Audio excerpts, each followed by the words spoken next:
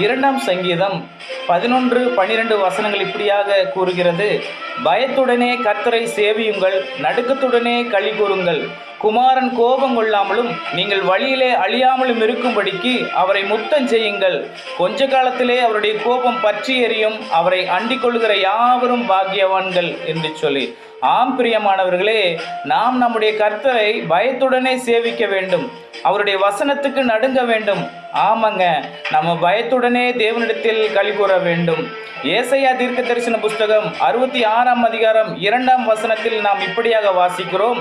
ஆனாலும் சிறுமைப்பட்டு ஆவியில் நொறுங்குண்டு என் வசனத்துக்கு நடுங்குகிறவனையே நோக்கி பார்ப்பேன் என்று. ஆமாங்க, நாம் நம்முடைய தேவனை அண்டி கொள்ள வேண்டுங்க. காரணம் காலம் கடைசியாக இருக்கிறது. நம் தேவனையே சார்ந்து அவரையே நோக்கி பார்த்து அவரையே அண்டி வாழ்ந்தால் பாக்கியவான்களாக இருக்க தேவன் நமக்கு உதவி செய்வார்.